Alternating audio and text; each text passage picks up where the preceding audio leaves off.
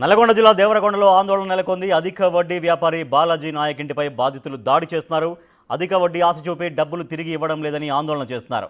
నల్గొండ జిల్లా పలువు తండాకు చెందిన బాలాజీ నాయక్ అధిక వడ్డీ ఆశ చూపి ఇచ్చిన డబ్బులు తిరిగి ఇవ్వడం లేదని బాధితులు ఆందోళన చేస్తున్నారు.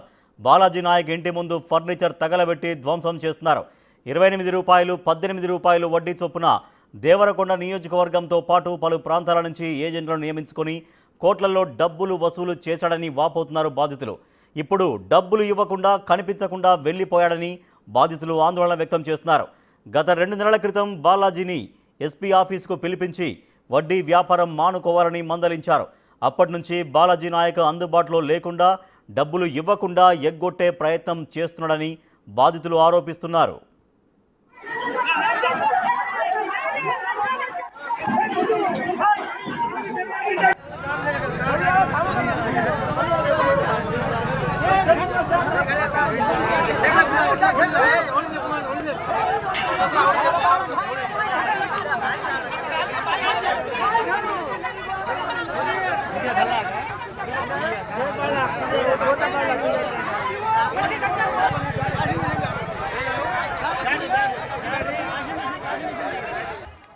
నల్గొండ జిల్లా దేవరకొండలో ఆందోళన నెలకొంది. అధిక వడ్డీ వ్యాపారి బాలాజీ నాయక్ ఇంటిపైన బాధితులు దాడి చేస్తున్నారు. ఆ విజువల్స్ మనం చూస్తున్నాం. అక్కడ ఆ ఇంటి లోపలికి తొచ్చుకొచ్చారు వాళ్ళు. ఇంటి తాళాలు కూడా పగలగొడుతున్నారు. అధిక వడ్డీ ఇస్తామని ఆశ చూపించి వాళ్ళ దగ్గర డబ్బులు తీసుకున్నాడు బాలాజీ నాయక్.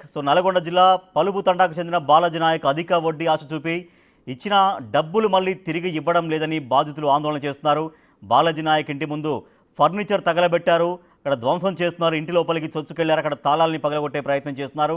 చాలా అధిక వడ్డీ ఇస్తారని 28 రూపాయలకి 18 రూపాయలకి చొప్పున వడ్డీ కలిపి ఇస్తారని దేవరకొండ నియోజకవర్గంతో పాటుగా అనేక ప్రాంతాల నుంచి ఏజెంట్లను నియమించుకొని కోట్లలో డబ్బులు వసూలు చేశారని బాధితులు ఆరోపిస్తున్నారు.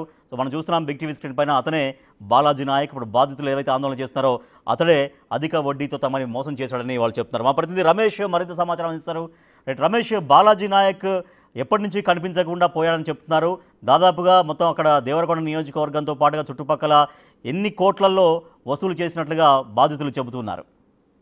బాలాజీ నాయక్ మొత్తం మీద అట్లయితే అతను ఒక మామూలు ఒక గిరిజన గ్రామానికి చెందినటువంటి వ్యక్తి. కానీ ఆ గిరిజనులని ఆసరాకు చేసుకొని కూడా అధిక వడ్డీ ఆశలు చూపి కోట్ల రూపాయలు కూడా దండుకోవడం జరిగింది. మొత్తం ఆ దేవరకొండ, మిర్యాలగూడ, నాగార్జున సాగర్ నియోజకవర్గ పరిధిలోని గిరిజనులు చాలా మంది వ్యాపారస్తులు కూడా అధిక వడ్డీ వస్తుందని కూడా అతనికి లక్షల్లో కూడా ఇవ్వడం జరిగింది. ఈ తతంగం అంతా కూడా గత కొన్ని నెలలుగా కొనసాగుతుంది. అయితే ఈ బాలాజీ నాయక్ కూడా పెద్ద ఒక రియల్ ఎస్టేట్ వ్యాపారం, బిజినెస్ వ్యాపారం కాదు, కేవలం ఒక 25 ఏళ్ల కుర్రోడని చెప్పవచ్చు. అలాంటి వ్యక్తి ఈ విధంగా ఆసరాగా చేసుకొని పలు సినిమాలు కూడా చూసి సినిమా స్టైల్లో కూడా ఎక్కువగా డబ్బులు ఏదా సంపాదించాలని దాదాపు ఇతను ఒక 200-300 కోట్ల రూపాయల్లో కూడా సంపాదించాడంటే మనము అర్థం చేసుకోవచ్చు.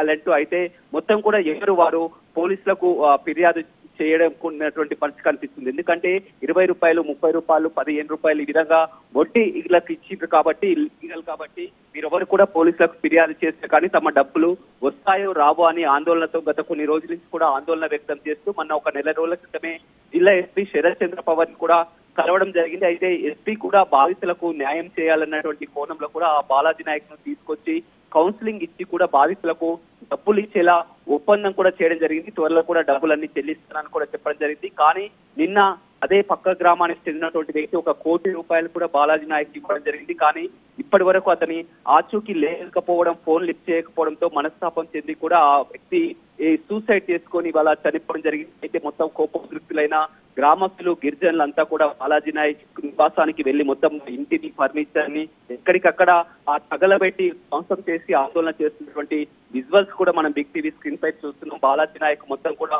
అమాయకుని ఆసరాగా చేసుకొని కొంతమంది ఏజెంట్లను నియమించుకొని దాదాపు ఒక 50 మంది కూడా ఏజెంట్స్ ఉంటారు. ఏజెంట్ల రూపంలో కమిషన్లు ఇచ్చుకుంటూ కూడా ఒకరి డబ్బులు ఒకరికి ఇస్తూ ఈ విధంగా అధిక వడ్డీ ఆశ చూపి ఈ విధంగా కోట్ల రూపాయలు హైదరాబాద్ లో విలాసవంతమైన భవనాలు, అతని కార్లు, ఒక సెక్యూరిటీ, మొత్తం ఒక 25 ఏళ్ల కుట్రాడు ఈ విధంగా మోసం చేస్తారో మనం చూస్తున్నటువంటి పరిస్థితి. రమేష్, ఇంట్లో ఎవరు లేరు? బాలాజీ నాయక్ కానీ వాళ్ళ కుటుంబ సభ్యులు కానీ ఎవరు లేరా? ఎందుకంటే తాళాలు వేసినట్టున్నాయి, తాళాలు కూడా పగలగొట్టే ప్రయత్నం చేస్తున్నారు. దట్టు చూస్తుంటే ఇల్లు కూడా చాలా లగ్జరీస్గానే కనపడుతోంది.